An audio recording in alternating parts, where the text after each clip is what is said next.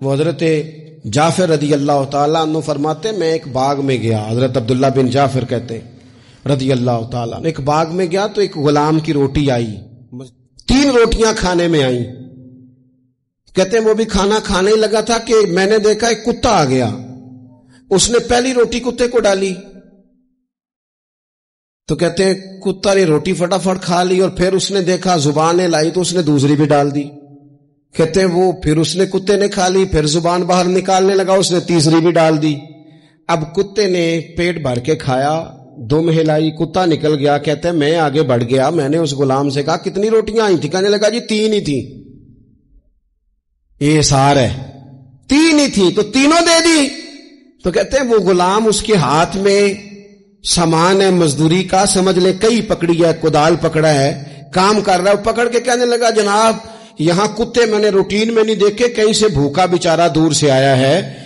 تو میں نے کہا کہ میں تو شام کو کھا ہی لوں گا، پتہ نہیں اسے ملے گی کہ نہیں، میں نے تینوں ہی ڈال دی ہیں، کوئی حرج نہیں۔ حضرت عبداللہ بن جعفر کہتے ہیں لوگوں کو بڑی جگہوں پہ وجد ہوتا ہوگا، سرور آتا ہوگا، رکت ہوتی ہوگی، مجھے تو نہ اچھا شعر، نہ اچھی آواز، نہ سریلی بات، نہ تگڑا ادیب، نہ اعلیٰ شاعر، نہ تگڑا خطیب، لیکن مجھے اس کی بات پر وجد ہو گیا۔ جنا تنا وچ عشق نہ رچیا، کتے ہونا تھی چنگے،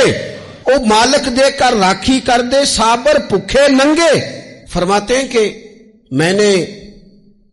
جب دیکھا نا اس شخص کی طرف کہ وہ اتنا مہربان ہے، اتنے اس کے دل میں جذبات ہیں، فرماتے ہیں میں دوڑا گیا، میں نے معلومات کی کس کا غلام ہے،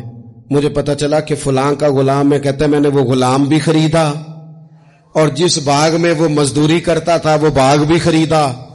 اور میں نے وہ باغ اس غلام کو جب تحفے میں دینا چاہا تو کہنے لگا حضور ہم بڑے سادے سے لوگ ہیں، محنت کر کے کھانا ہی پسند کرتے ہیں، مہربانی کرے کسی ضرورت مند کوئی دے دے، سانو تخت ہزارے دی لوڑ کیے، نالے کی لگے شہر بمبول دے نال، اسی تے اپنی بال کے سیکنے ہاں،